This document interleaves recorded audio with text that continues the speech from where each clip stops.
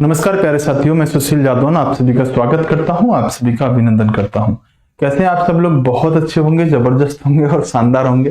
कैसी चल रही है आप सबकी तैयारी? तैयारी भी बहुत अच्छी, खूबसूरत और शानदार चल रही होगी। इसी तरह से अपनी तैयारी को लेकर चलते रहिएगा और बेहतरीन तरीके से पढ़ाई को करते रहिएगा। पढ़ाई करने में सत्य कोई समस्या नहीं आनी चाहिए। तो चलिए आइएगा, शुरू करते हैं अपनी खूबसूरत सी क्लास को। दोस्तों, आप सबको पता है कि हम जो पढ़ रहे थे, क्या पढ़ रहे थे? पहले एक बार बता देता हूं कि जो हमारे क्लास का टाइम टेबल वगैरह है वो आपको पता होना चाहिए। हमारी सुबह एक 9 बजे क्लास होती है, रीजनिंग की क्लास होती है। इसके अलावा दोस्तों 10 बजे जो क्लास होती है वो साइंस की। फिर 9 बजे मैं आपके लिए जीके जीएस और जनरल अवेयरनेस और करंट अफेयर की बात करता हूं। और शाम को 10 बजे साथियों आपकी मैथ की क्लास होती है। तो फ्री यूट्यूब की जो क्लासेस है उनका टाइम टेबल है विराट बैच का साथियों, आपको पता होना चाहिए। पीडीएफ के लिए साथियों आप क्या करेंगे, यहाँ पर साइंस मैग्नेट टेलीग्राम ज्वाइन करेंगे, जिस पर आपको पीडीएफ समय समय पर मिल जाती है। चलिए शुरू करते हैं साथियों अपनी एक बेहतरीन जोरदार जबरदस्ती क्लास को। तो एक बार कोई बच्चा बताएगा हमने कहां तक पढ़ लिया था? हाँ भाई, एक बार बताओ हमने कहां तक पढ़ लिया था? कौन बताएगा? स्पीड से फटाफट से कमेंट करो भाई, एक बार जल्दी से बता दो भाई, हमने कहां तक पढ़ लिया था। देखता हूं कौन बताएगा। पानी पी के, खाना खा के, चंदेरी चली घाघरा उठा के। अच्छा ठीक है, मुझे याद होता है कि कहां तक पढ़ लिया। वो मैं आपको देखना चाहता हूं कि आपको याद रहता है कि नहीं रहता। मुझे अच्छी तरह से पता होता है कि मैंने आपको क्या पढ़ाया है, ठीक है। वो पूछने के पीछे का कारण ये है कि आपको कुछ पीछे का याद है कि नहीं याद, ठीक है। चलो शुरू करते हैं। तो दोस्तों हम बाबर पढ़ रहे थे, मतलब मुगल काल पढ़ रहे थे। और मुगल काल में बाबर को हमने शुरू कर लिया था। और बाबर के बारे में मैं आपको बता के चल रहा था कि बाबर जो था साथियों, ये अगर हम बात करें तो इस स्लाइड तक मैंने आपको पढ़ाया होगा। दोस्तों ये व्यक्ति जो था बाग बगीचों का शौकीन था और ज्यामितीय आकार से बाग बनवाने इसने शुरू किए थे। आराम बाग जो है आगरा के अंदर अवस्थित है, जहां इसको दफनाया गया है। बाद में इसको साथियों काबुल के अंदर इसका मकबरा बनवाया गया है। और इसका समाधि स्थल जो है बाबर का, वो कहां पर है? काबुल में है। लेकिन दफनाया कहां गया था? इसको आगरा में दफनाया गया था। आगरा से काबुल क्यों ले जाया गया, ये बात मैंने आपको अच्छी तरह से बता दी होगी। बाबर ने सत्यो जो युद्ध लड़े, पानीपत, खानवा, चंदेरी, घाघरा, ये आपको अच्छी तरह से याद होने चाहिए। यहां से को बहुत सारे क्वेश्चन बनते हैं, ठीक है। अब शुरू करते हैं दोस्तों। अगर हम बात करें तो हम बाबर की मृत्यु पढ़ चुके थे, 26 दिसंबर को हुई थी। कब हुई थी? 26 दिसंबर साथियों, ये 1530 में बाबर की मृत्यु हुई थी। और बाबर की मृत्यु के बाद हमने जाना था कि बाबर की साथियों समाधि स्थल तक हमने पढ़ लिया था। देखो दोस्तों, ये जो बाबर था ना, इस बाबर ने क्या किया था कि जब काबुल की बात करें, काबुल में साथियों ये व्यक्ति चांदी के सिक्के बंटवाता था। इसलिए इसको साथियों कहते थे कलंदर। कहते हैं ना मस्त कलंदर। क्या कहते हैं? मस्त कलंदर। तो बाबर को साथियों कलंदर के टाइटल से नवाजा गया, कलंदर की उपाधि दी गई। तो कलंदर किसकी उपाधि है? ये बाबर की उपाधि है। क्योंकि ये जब काबुल के अंदर साथियों क्या करता था, चांदी के सिक्के लोगों को बंटवाता था, तो लोग इसे साथियों कलंदर की टाइटल देते हैं, कलंदर के नाम से जानते हैं। साथियों जब पानीपत की लड़ाई हुई थी, तो पानीपत की लड़ाई में किस तरह से जीता था आपने बहुत अच्छी तरह से देखा था। तो जब ये पानीपत की लड़ाई जीत गया था ना बाबर, तो पानीपत की लड़ाई जीतने के बाद इसने खुशी का इजहार किया। और खुशी का इजहार करने के साथ ही दोस्तों इसने काबुली मस्जिद का निर्माण करवाया। क्वेश्चन दो बनेंगे। पहला क्वेश्चन होगा सर काबुली मस्जिद कहां पर है? तो काबुली मस्जिद साथियों पानीपत में है। काबुली मस्जिद का निर्माण बाबर ने किस जीत की खुशी में करवाया? तो पानीपत की लड़ाई के लिए। और ये काबुली मस्जिद का निर्माण किसने करवाया जो पानीपत में है? तो बाबर ने। तो दोस्तों ये व्यक्ति क्या करता है, यहां पर काबुली मस्जिद का निर्माण करवाता है पानीपत में, पानीपत की लड़ाई की जीत की खुशी में। और यहीं पर दोस्तों ये काबुली बाग भी लगवाता है। काबुली बाग कहां पर है? ये भी आपका यहीं पर है। और इसने साथियों काबुली बाग लगवाया। ये बहुत इंपॉर्टेंट क्वेश्चन है, यहां से साथियों कई बार क्वेश्चन बनते रहते हैं। दूसरा, अगर हम बात करें तो हमने बाबर के बारे में दोस्तों इतना पढ़ना था, 2 पॉइंट बचे थे, वो मैंने आपको कवर करा दिए। एक सिंगल डाउट भी किसी का अगर बाबर को लेके हो, या कोई भी क्वेश्चन आपके दिमाग में चल रहा होगा सर ये वाला क्वेश्चन आपने नहीं बताया, तो एक बार फटाफट से वो क्वेश्चन आप पूछ लो। अगर पूछना चाहते हो, कोई भी कैसा भी क्वेश्चन आपका बचता हो, तो एक बार जल्दी से साथियों उस क्वेश्चन को आप पूछ सकते हो। हाँ भाई,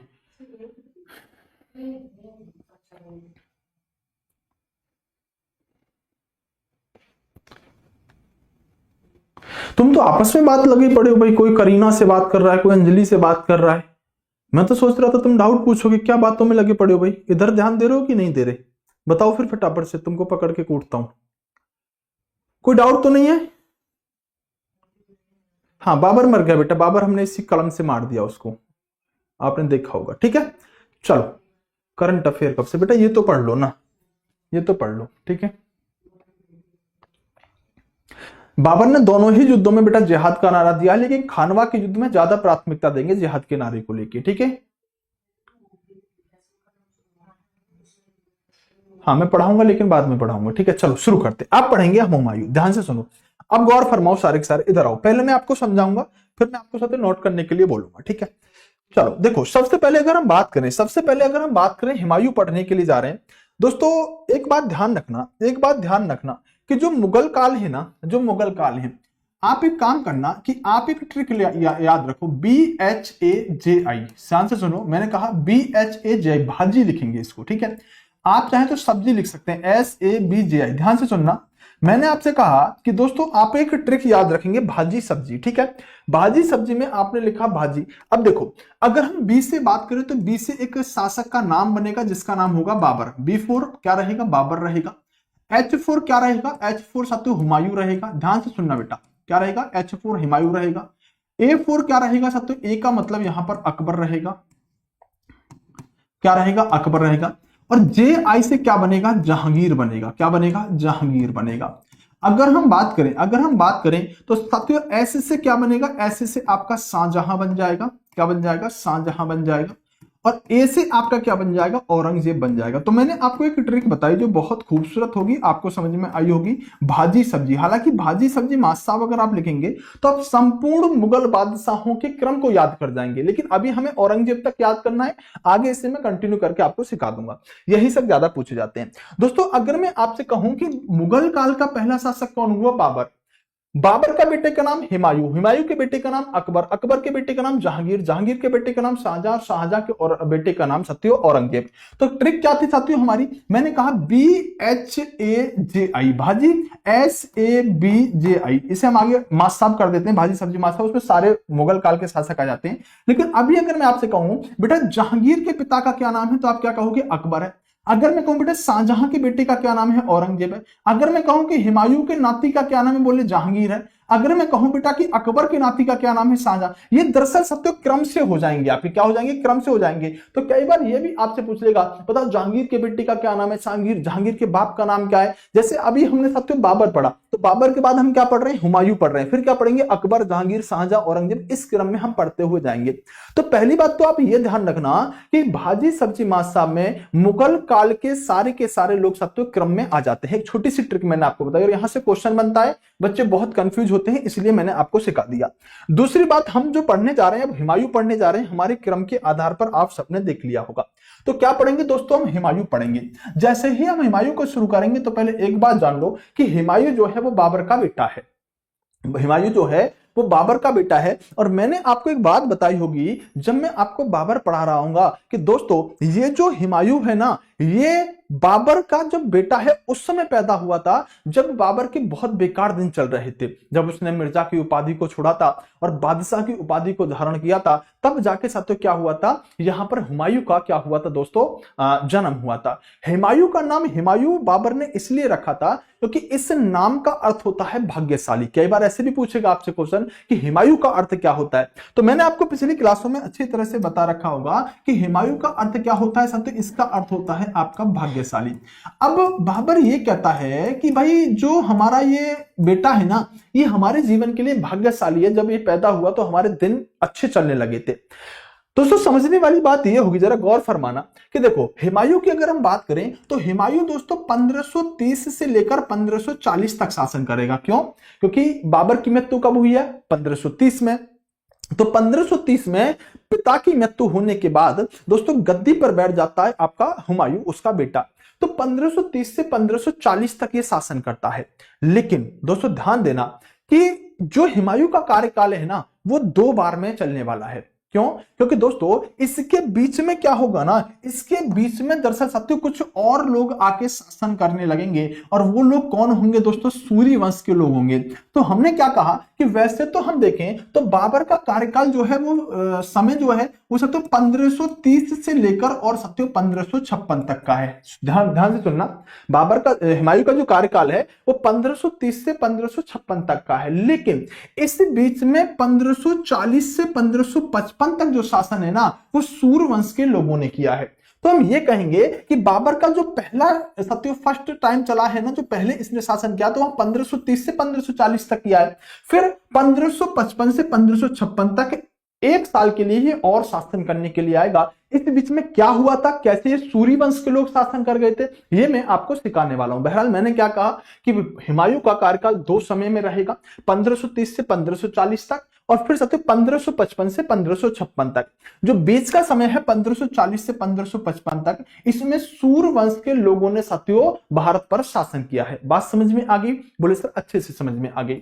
मैंने कहा कि जो सूर वंश है ना, जो सूर वंश है, इस सूर वंश के संस्थापक हुए हैं दोस्तों आपके शेर शाह सूरी। क्या नाम है? इस सूर वंश के संस्थापक हुए हैं शेर शाह सूरी, और इसी शेर शाह सूरी के बचपन का नाम था फरीद। इसे क्या कहते हैं? फरीद कहते हैं।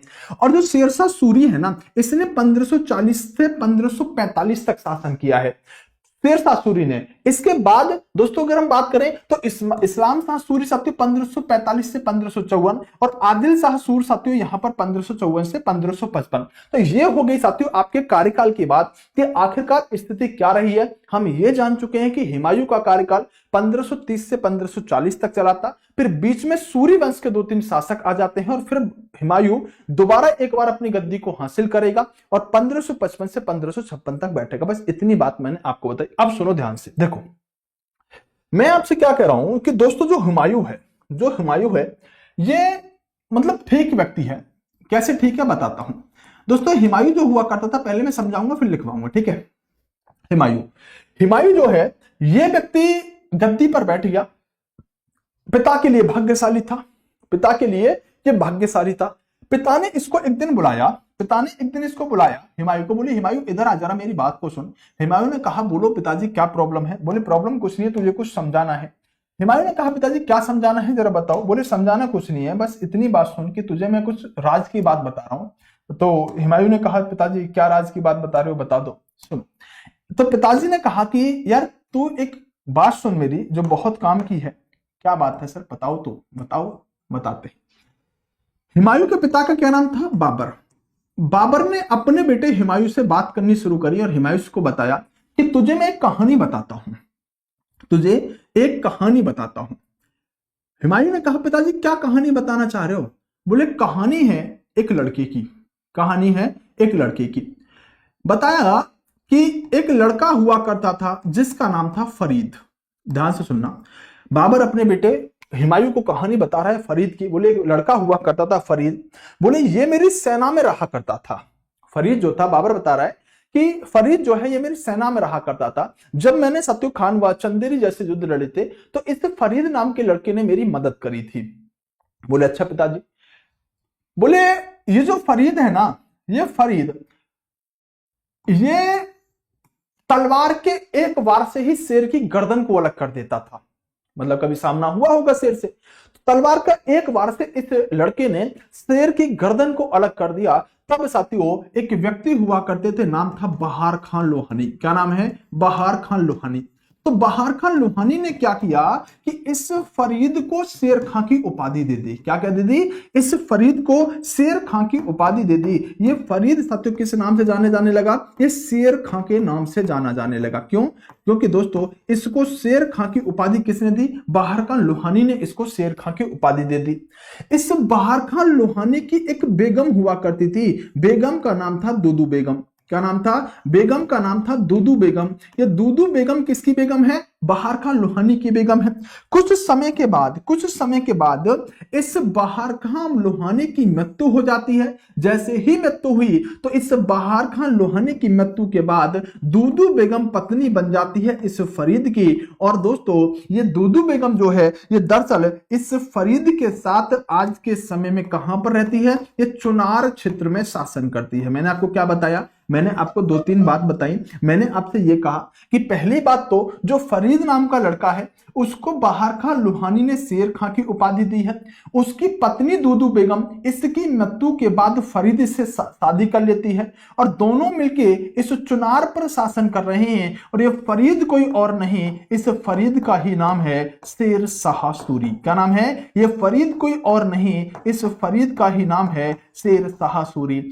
हुमायूं बोला पापा इतनी बात क्यों बता रहे हो? क्या जरूरत है? मेरे काम की बात क्या है? बोला काम की बात यह है कि तू शेरशाह सूरी से बच के रहना, तो इस शेरशाह सूरी से बच के रहना। मैं तुझे और कहानी इसलिए बता रहा हूं कि जब मैं युद्ध लड़के आया था तो युद्ध लड़के मैंने सभी सैनिकों को पार्टी दी थी, एक ग्रांड पार्टी का आयोजन किया था। वहां पर मैंने देखा था कि जितने भी लोग थे मांस मदिरा का सेवन कर रहे थे, सब लोग मांस को स्पून चम्मच के साथ खा रहे थे। और ये शेरशाह सूरी जो फरीद था उस समय बचपन में, ये चाकू से मांस काटता था और चाकू से ही मांस खा रहा था। मुझे इस लड़के के माथे पर शासक बनने की लकीरें उस दिन दिख गई थी। तो कुछ मत करना, बस इस शेरशाह सूरी से बच के रहना। उसकी मैंने तुझे यहां बैकग्राउंड ऑटोबायोग्राफी बता दी है। हिमायू बोला, रे पापा काहे टेंशन लेते हो, ये कुछ नहीं कर पाएंगे चुनार बुनार के लोग, आप टेंशन मत लो, मैं सब कुछ संभाल लूंगा, कोई बड़ी बात नहीं है।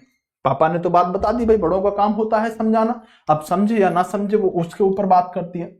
अब जब हिमायू बैठा गद्दी पर, तो हिमायू के गद्दी पर बैठने के बाद इसके कुछ दुश्मन हुआ करते थे, जैसे इसका एक दुश्मन है जो मैं आपको बताने जा रहा हूं, गौर से सुनते रहिएगा, बहुत महत्वपूर्ण बात है। इसका एक दुश्मन तो आप सबको नजर आ गया होगा, कौन है? शेरशाह सूरी। एक दुश्मन कौन है? शेरशाह सूरी दुश्मन है, भाई पापा बता के गए थे भाई ये खतरनाक है, संभल के रहना। तो एक तो इसका प्रतिद्वंदी है शेरशाह सूरी जो चुनार पे शासन कर रहा है। दरअसल एक प्रतिद्वंदी और है इसका, जिसको आप दोस्तों जानते हो महमूद लोदी के नाम से। अभी मरा नहीं है, युद्ध जरूर हुआ था बाबर का इसके साथ। तो महमूद लोदी नाम का जो व्यक्ति है, ये भी इस व्यक्ति का सत्य दुश्मन है, ये भी आजकल घूम रहा है कि मैं बदला लूंगा।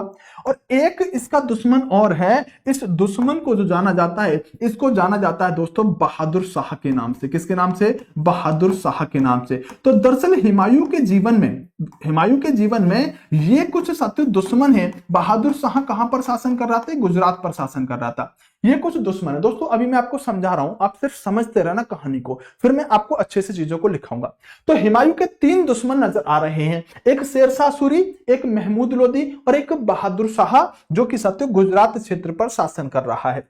छोटी सी बात यह है कि जब दोस्तों इस बाबर ने अटैक किया था राजपूतों के खिलाफ, तो राजपूतों की वीरता से बाबर बहुत खुश हुआ था।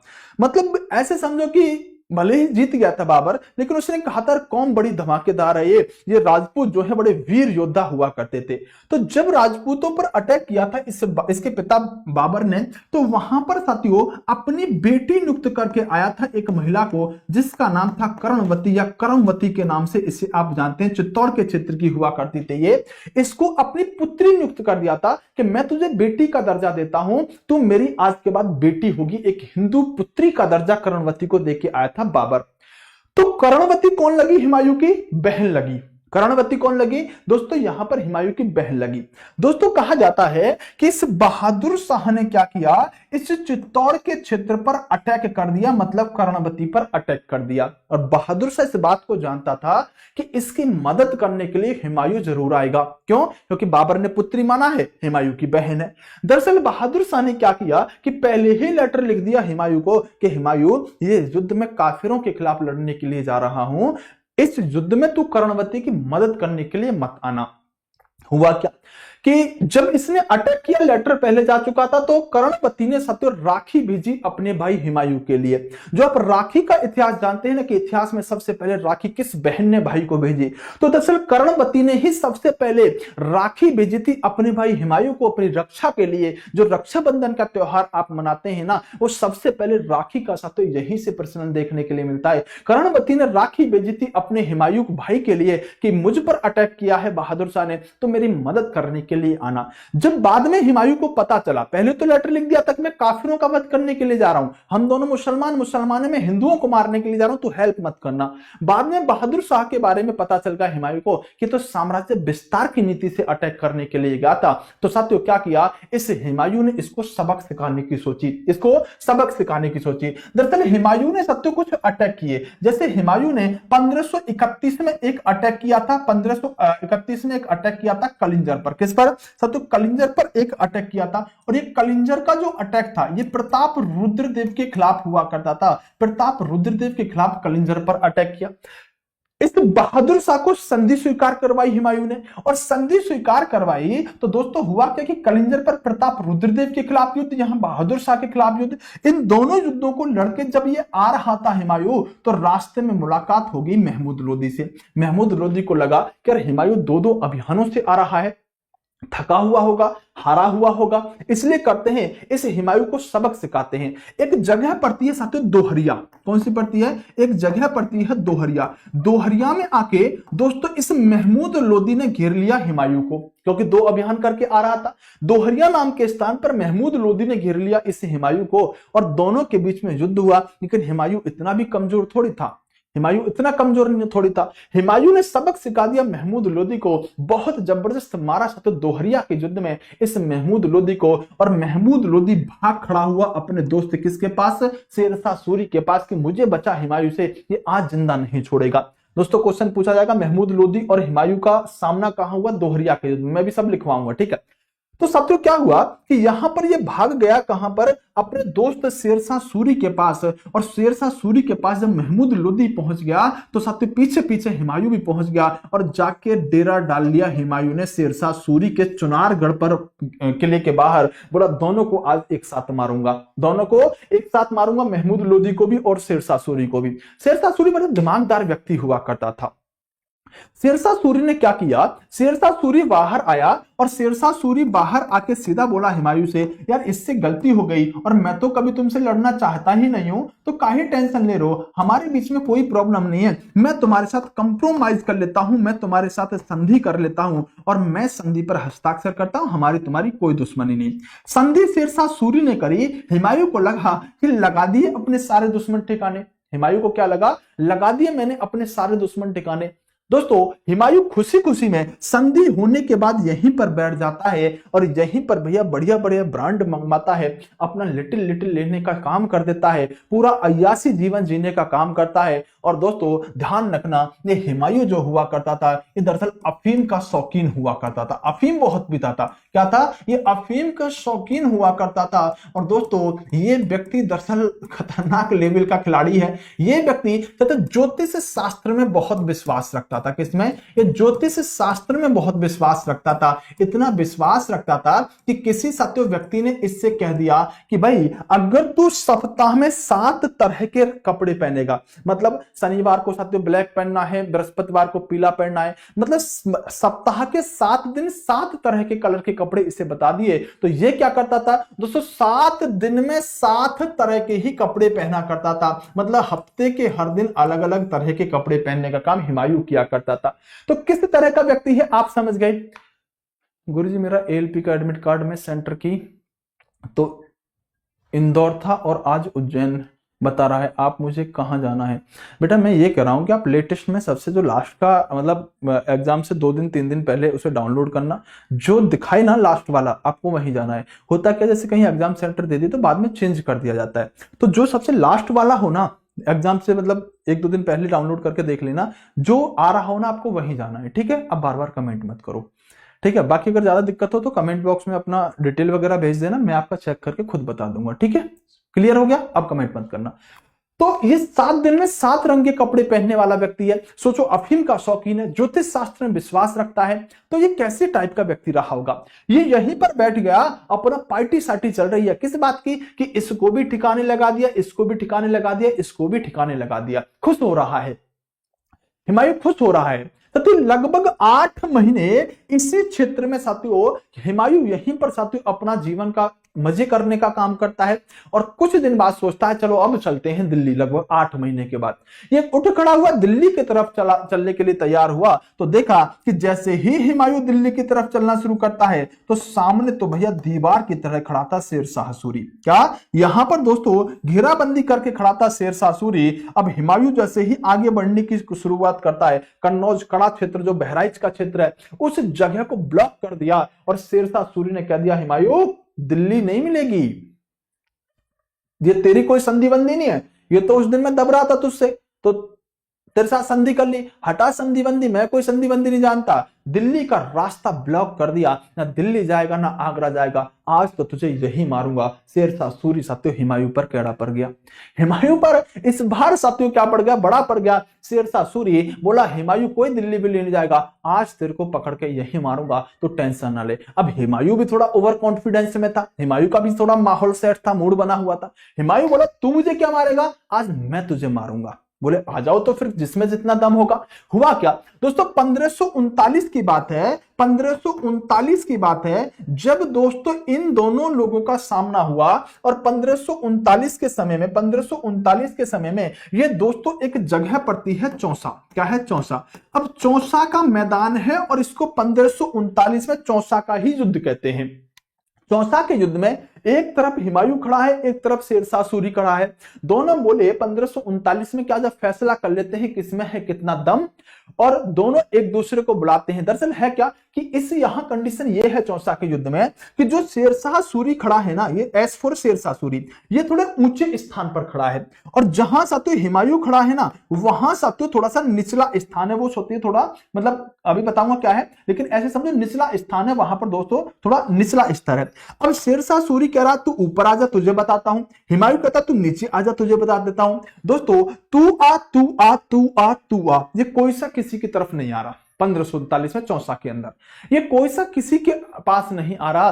तभी क्या हुआ दोस्तों, जहां हुमायूं खड़ा था ना, जहां हुमायूं खड़ा था ना, वो दरअसल एक नदी का क्षेत्र था। कौन सी नदी का, ये सब दरअसल कर्मनासा नदी का क्षेत्र हुआ करता था। जब ना तो हुमायूं ऊपर गया न शेरशाह सूरी नीचे आया, तू आ तू आ तू आ के चक्कर में यहां आ गई कर्मनासा नदी। कहां गई, यहां आ गई कर्मनासा नदी। और कर्मनासा नदी जब आई तो हुमायूं साथियों कहते हैं कि जितने तोफ गोले बारूद थे, हथियार थे, सब कर्मनासा नदी में बह गए। जितनी सेना थी सो रही थी, सोते सोते देखा रात को पानी में है साथियों, सब तैर गए, बढ़िया स्नान हो गए बढ़िया करके।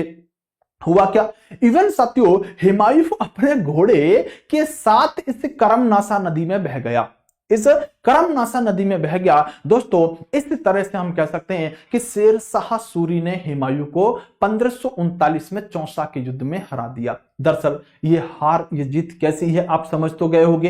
दोस्तों इसमें कोई फुल फ्लैश वार नहीं हुआ, इसमें कर्मनासा नदी ने सब तो इस हुमायूं को एक तरह से हरा दिया। तो चौसा का युद्ध कब हुआ है, 1539 में हुआ है। किस किस के बीच में हुआ है, शेरशाह सूरी और हुमायूं के बीच में हुआ है। किस नदी में बह गया नहीं पूछेगा, लेकिन कर्मनासा नदी का मुहाना था जहां पर दोस्तों हुमायूं खड़ा था। अब हुमायूं बह गया, अब हुमायूं बह गया नदी में, तो हम कह सकते हैं कि शेरशाह सूरी इस युद्ध में जीत गया और हुमायूं इस युद्ध में हार गया। बात समझ में आ गई, बोले सर अच्छे से समझ में आ गई। अब हुमायूं बहता बहता अपने घोड़े के साथ जा रहा है। चल मुसाफिर चल, हम चलते हैं कहां। हुमायूं अपने घोड़े के साथ बहता बहता जा रहा है। दरअसल वहां पर एक सत्य कहा जाता है कि एक व्यक्ति है जो इस व्यक्ति को बहता हुआ देख लेता है नदी में।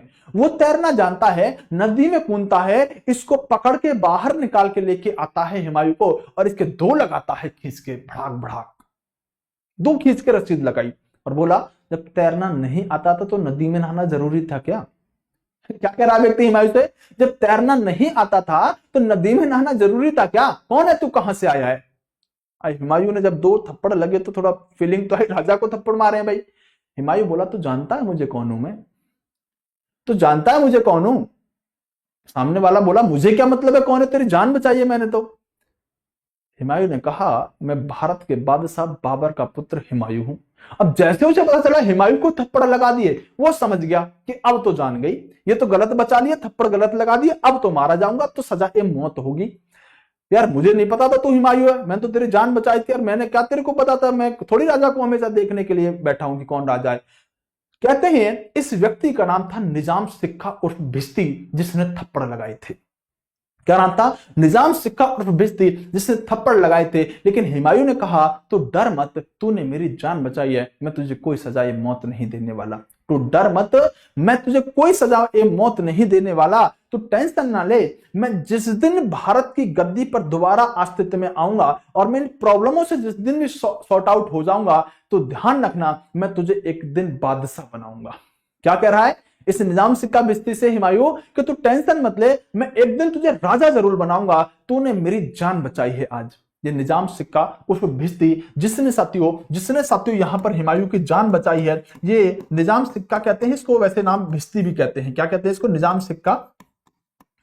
निजाम सिक्का उर्फ भिश्ती। तो निजाम सिक्का उर्फ भिश्ती साथियों मन ही मन मुस्कुराने लगा, कह रहा है कि जब हुमायूं ने स्टोरी बता दी कि पूरी ऐसे मैं तो युद्ध लड़ रहा था, मैं तो ऐसे ऐसे आ गया, तो ये निजाम सिक्का मुस्कुराने लगा, मन ही मन सोचने लगा, बोले तू तो पिट के आ रहा है, अभी तेरा खुद को तो पता नहीं है तुझे मिलेगी नहीं मिलेगी दिल्ली, अभी तो शेरशाह सूरी ने तुझे मार के इधर भेजा, तू मुझे बादशाह बनाएगा। पर मन ही मन सोच रहा है निकल ले चुप यहां से, ये कुछ भी कह रहा है सुन ले इसकी। अब इससे ये और कहा कि हाँ तू जरूर मेरे को बादशाह बनाएगा, तेरे पास खुद तो गद्दी है नहीं, खुद हार के आ रहा है चौसा के युद्ध में, तो क्या पता फिर फांसी पे लटकवा दे। बोले शांत सुन ले। बोले हाँ ठीक है महाराज मैं चलूं। बोले तू जा, कोई दिक्कत नहीं। कहते हैं दोस्तों 1539 में कुछ इस तरह से हुमायूं की जान निजाम सिक्का उर्फ भिश्ती नाम के व्यक्ति ने बचाई, और ये चौसा का युद्ध दोस्तों हुमायूं हार गया। लेकिन हुमायूं था यार, भारत का बादशाह था, ये कहां रुकने कहां डरने वाला था। हुमायूं ने क्या किया दोस्तों, 1540 के समय पे एक बार पुनः चैलेंज कर दिया दोस्तों किसको? शेरशाह सूरी को।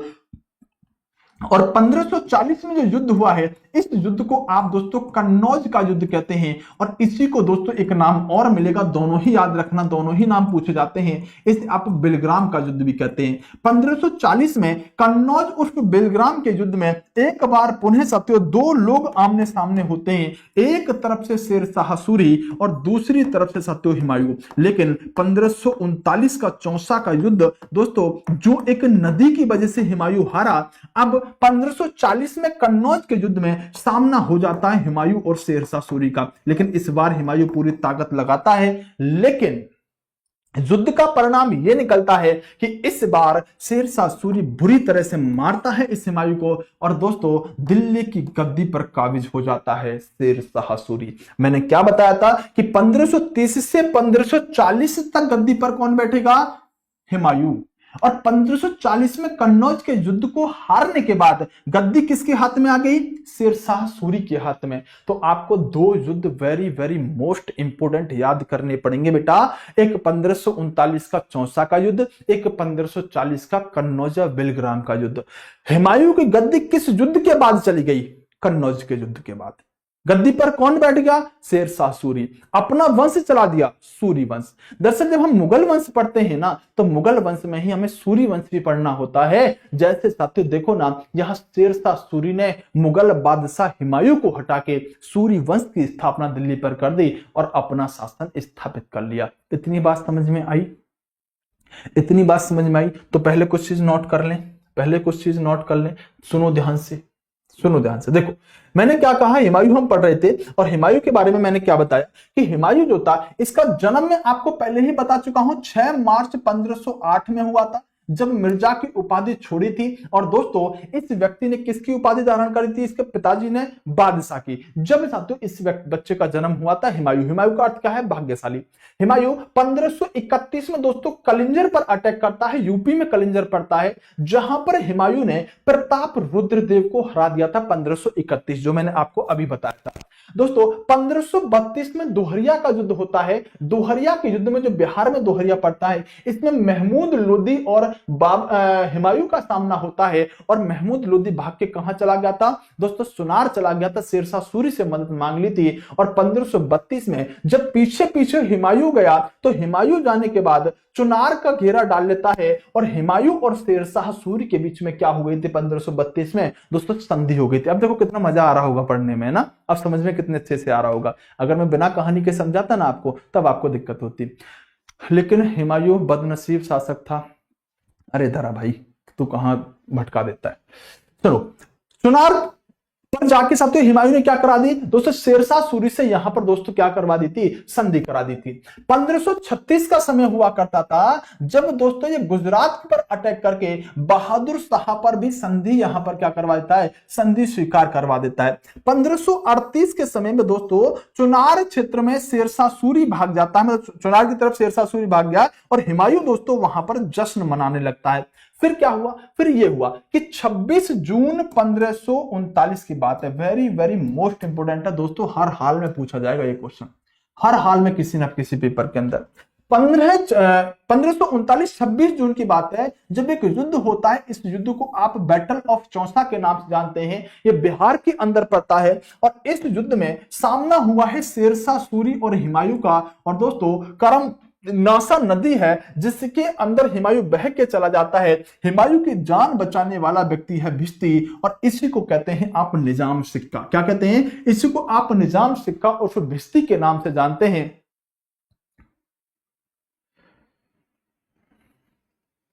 अरे बेटा, गद्दी पर बैठने का मतलब यह है कि जो चौसा का युद्ध है उसमें हुमायूं हार गया है, लेकिन शासक हुमायूं ही रहा है। चौसा के युद्ध के बाद भी शासक हुमायूं ही रहा है। गद्दी वो संघर्ष कर रहा है उस क्षेत्र में, लेकिन शासक हुमायूं है चौसा के युद्ध के हारने के बाद। कन्नौज के युद्ध को हार जाने के बाद फिर गद्दी पर शेरशाह सूरी बैठ गया। ठीक है, एक बच्चा कमेंट कर रहा था। तो जान किसने बचाई? निजाम सिक्का और फिर भिश्ती ने दोस्तों यहां पर जान बचाई। 17 मई 1540 की बात है। वेरी वेरी मोस्ट इंपोर्टेंट लगा लेना बेटा, दोनों युद्धों को हर हाल में पूछे जाएंगे, बार बार बोल रहा हूं।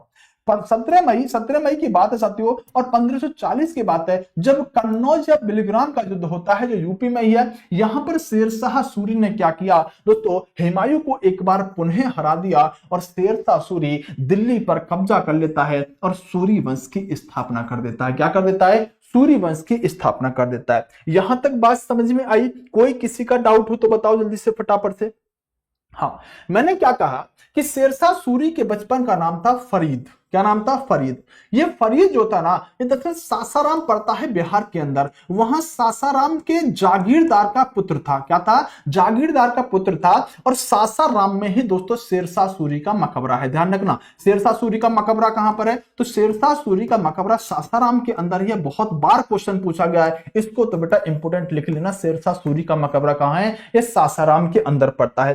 फरीद को शेर खां की उपाधि देने वाला व्यक्ति कौन था? बहार खां लोहानी।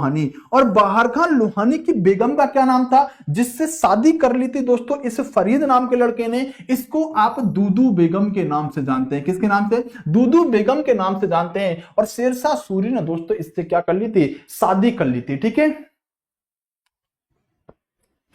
एक बच्चा है राम कह रहा है सर जी जो आप पढ़ा रहे हैं सीधा माइंड में सेट हो रहा है। चलो ठीक है।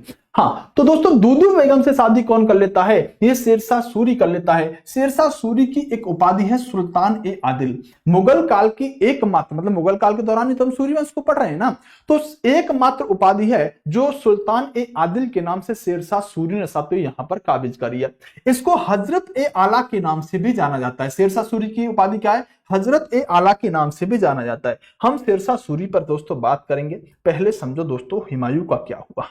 पहले क्या समझेंगे साथियों? हुमायूं का क्या हुआ। मैंने कहा कि हुमायूं जो है ये साथियों अपना ये कन्नौज का युद्ध हार गया और जैसे ही कन्नौज का युद्ध हारा इसके बाद जानो हुमायूं का हुआ क्या। ध्यान से सुनना दोस्तों, जब हुमायूं ये कन्नौज का युद्ध हार जाता है तो कन्नौज का युद्ध हार जाने के बाद अब हुमायूं को साथियों कोई मतलब आशा नहीं रही और हुमायूं एक फारस की व्यक्ति की मदद के साथ दोस्तों अमरकोट चला जाता है। ध्यान से सुनना, बहुत मोस्ट इंपोर्टेंट बात बताने वाला हूं। हुमायूं कहां चला जाता है? अमरकोट। अमरकोट पे एक राजा शासन कर रहे हैं। इनको आप वीर साल या वैरी साल के नाम से जानते हो। क्या कहते हो? ये एक शासक हैं, वीर साल या वैरी साल के नाम से जानते हो। अमरकोट पर दोस्तों ये शासन कर रहे हैं। हुमायूं कहां चला जाता है? हुमायूं सत्यु अमरकोट चला जाता है राजा वीर साल के यहां पर और वीर साल से कहता है कि तुम मुझे अपने यहां पे शरण दे दो, मैं कुछ समय तुम्हारे यहां पर रहना चाहता हूं, कुछ समय तुम्हारे यहां बिताना चाहता हूं, साम्राज्य वामराज्य तो मेरा सब चला गया। बोले अच्छा। वीर साल क्या करते हैं? सत्य वीर साल इसे शरण दे देते हैं। वीर साल के यहां पर जाके रहने लगता है हुमायूं। अब हुमायूं सत्य यहां पर आ गया। जब हुमायूं यहां पर आ गया, राजा वीर साल के यहां पर रहने लगा, तो हुआ क्या? ध्यान से सुनो, हुआ क्या? हुआ ये मेरे प्यारे दोस्तों, मेरे प्यारे हमदर्दों, कि हुमायूं रूम में एक पीजी में, मतलब एक रूम दे दिया, भाई रह ले आराम से, कोई दिक्कत नहीं है। हुमायूं एक रूम के अंदर दोस्तों रहने लगा। यहां पर मान लो एक रूम है, यहां पर एक रूम है। इस रूम में साथियों एक खिड़की है। क्या है? इस रूम में एक खिड़की है। इस खिड़की से अगर इधर झांक के देखो तो एक मस्जिद है। क्या है? एक मस्जिद है। क्या है? एक मस्जिद है। हुमायूं ने एक दिन खिड़की से झांका, उसकी नजर मस्जिद पर पड़ी। जब उसकी नजर मस्जिद पर पड़ी तो दोस्तों कहा जाता है कि अब 24 घंटे का दिन होता है, दिन रात, तो हुमायूं लगभग 15 घंटे इस खिड़की से ही ऐसे ऐसे झांकता रहे, इस खिड़की से ऐसे ऐसे झांकता रहे। दोस्तों खाना खाए, खाना खाने के बाद टहले, तुरंत खिड़की पे आ जाए, उधर झांकने लगे। रात को सोए तो थोड़ा सा ऐसे झांक ले कुछ है कि नहीं है। दिन में तो लगभग 10 से 12 घंटे इस खिड़की पर बैठ के ऐसे ऐसे झांकता रहे। आखिर क्या दिख गया था हुमायूं को इस खिड़की के बाहर? आखिरकार इस व्यक्ति को खिड़की के बाहर दिख किया गया था। तो दोस्तों आपको क्या लगता है, आपको क्या लगता है कि हुमायूं मस्जिद को देख रहा था? दरअसल इस मस्जिद में एक मौलवी थे, मौलवी को नहीं देख रहा था। इस मस्जिद में एक मौलवी थे और मौलवी की एक बेटी हुआ करती थी जिसका नाम था हमीदो बानो बेगम। इसे हमीदा बानो बेगम लिखेंगे, हमीदा बानो बेगम। दरअसल हुमायूं को ये हमीदा बानो बेगम दिख गई थी और कहते हैं ना कि मेरी खिड़की के सामने एक चांद सा चेहरा रहता है, जो गाना कैसे है आपको पता होगा, है ना। तो हुमायूं को दरअसल हमीदो बानो बेगम दिख गई थी और जैसे ही हमीदो बानो बेगम दिखी, हुमायूं को साथियों इश्क, मोहब्बत, प्यार, लब, पता नहीं कितने नाम होंगे, इसको हुमायूं को प्यार हो गया हमीदो बानो बेगम से। मोहब्बत कर बैठे बादशाह जान, मोहब्बत कर बैठे बादशाह जान, लेकिन दायरा, सीमा, संस्कारों को नहीं देख रहे हैं। दोस्तों आपको बताना चाहूंगा कि इस हमीदो बानो बेगम की उम्र है 13 साल। ये अंकल, चाचा जान 13 साल की लड़की से प्यार कर बैठे। ये मात्र 12-13 साल की सत्य बच्ची है हमीदो बानो बेगम। और ये चाचा जान बताऊंगा 1541 में इसकी शादी होगी, 1541 में। इसका जन्म हुआ था 1508 में। अब लगा लो 1508 से 1541 तक कितने साल का रहा होगा हुमायूं, समझ गए?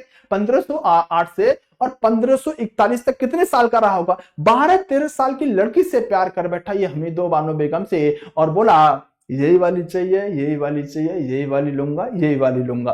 अब दोस्तों हुआ क्या? दरअसल मैंने कहा कि यहां पर जो मौलवी है उस मौलवी की बेटी है दोस्तों ये हमीदो बानो बेगम। क्या है? मौलवी की बेटी है हमीदो बानो बेगम। और ये जो मौलवी है ना, ये दोस्तों हिंदाल का गुरु है। क्या मुझे बताने की जरूरत है हिंदाल कौन है? तो हिंदाल दरअसल हुमायूं का ही भाई था। मैंने बताया था ना, हिंदाल, अस्करी, कामरान, हुमायूं 4 भाई थे। तो दोस्तों हिंदाल का गुरु है ये मौलवी और मौलवी की बेटी है हमीदो बानो बेगम। अब ये पूरे दिन तो खिड़की पे बैठा रहे। खिड़की पर बैठने के बाद ये व्यक्ति गया हिंदाल के पास, दौड़ा हुआ, बोले यार कुछ बात बनवा देना, तेरी तो गुरु की बेटी है, मतलब भाग जा, मेरे पास नंबर नहीं है उसका। हुमायूं बोला यार देख ले कुछ बात बनती हो तो। बोले नहीं नहीं कुछ नहीं बनेगी, चल निकल। भाई ने मना कर दिया। ये हुमायूं दौड़ा दौड़ा पहुंच गया अब की बार वीरसाल के पास। बोले महाराज वो तो सब ठीक है, मैं आपके यहाँ रह रहा हूँ, हेल्प किया, मदद करिए, ये मौलवी को जरा बात कर लो ना एक बार, ये थोड़ा ऐसा ऐसा मामला हो गया अपना, थोड़ा देख लो कुछ बात हो जाए तो। अब इसने भी भगाया। बोले भागता ना, वो देख नहीं रहा उसको, बच्ची है। कहने का मतलब यह है इसने तो साथ एक राउंड यहां, एक राउंड खिड़की पे, एक राउंड फिर हिंदाल के पास, फिर खिड़की पे, फिर खिड़की से राजा के पास, राजा से खिड़की के पास। इसने साथियों दोनों का जीना हराम कर दिया, इधर अपने भाई हिंदाल का, इधर राजा वीरसाल का। दोनों हो गए परेशान। बोले कुछ भी करो भाई, इसकी बात कराओ। 1541 में इस हुमायूं की शादी इस हमीदो बानो बेगम नाम की लड़की के साथ हो जाती है और ये व्यक्ति 1541 में शादी कर लेता है हमीदो बानो बेगम से। इसको कहते हैं सच्चा इश्क, इसको कहते हैं ट्रू लव। क्या कहते हैं? सच्चा प्यार। बोले सर इसमें कौन सा सच्चा प्यार है? एक बात देखो, ये हुमायूं ना तो खुद का बादशाह है, ना खुद का शासक है, दूसरे के यहां रेंट पे पीजी में रह रहा है। मोहब्बत कर ली, शादी कर ली, घर बसा दिया, कोई टेंशन नहीं, जो होगा देखा जाएगा। दूसरे के यहां किराए पे रह रहा है और शादी कर ली हमीदो बानो बेगम से। इससे ज्यादा सच्चा प्रेम आपको और कहां देखने को मिलेगा? मिलेगा बताओ? कहीं नहीं मिलेगा। तो 1541 में शादी हो जाती है हमीदो बानो बेगम और साथियों इस हुमायूं की। और जैसे ही शादी हुई 1541 के बाद साथियों ये 1542 में दोनों कंपनियों से मिलकर के प्रोडक्ट तैयार होता है और उस प्रोडक्ट को ही जानते हो आप किसके नाम से? उस प्रोडक्ट को ही जानते हो आप अकबर के नाम से। अकबर का जन्म कहां हुआ है? राजा वीरसाल के यहां पर। यही क्वेश्चन मैं आपको बताने चाहता था। अकबर का जन्म कहां हुआ है? 1542 में राजा वीरसाल के यहां पर अमरकोट में। दोस्तों आज तक बच्चे को यही नहीं पता होता कि आखिरकार अकबर का जन्म राजा वीरसाल के यहां पर अमरकोट में क्यों हुआ। वो तो बादशाह था। आपके दिमाग में क्लियर हो गया यहाँ मामला क्या हुआ है, कैसे कैसे बातें बनी हैं, जिसकी वजह से एक प्रोडक्ट तैयार हुआ है जिसका नाम है अकबर। समझ में आ गया। और दोस्तों आप एक बात देखना, ये अकबर आगे चल के क्या करने वाला है, भयंकर तरीके से बादशाहगिरी करने वाला है। क्यों?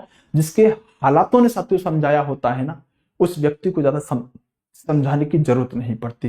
देखो जिस समय अकबर का जन्म हो रहा है ना, अकबर के पिता हुमायूं की स्थिति क्या है, और अकबर हालातों से झेल कर, हालातों से लड़के बड़ा हुआ है, वो इतना बड़ा साम्राज्य खड़ा करेगा जिसका कोई जवाब नहीं है। जो बच्चा गरीब होता है ना, जो बच्चा अपनी परिस्थितियों से जूझ रहा होता है ना, वो एक दिन जरूर नौकरी लेता है, बहुत आगे जाता है। और जिसे दुनिया भर के ऐश आराम अय्याशी मिलती है ना, वो जीवन में कभी कुछ नहीं करता। ये अक्सर होता है, कुछ अपवाद है, उनकी बात नहीं करूंगा।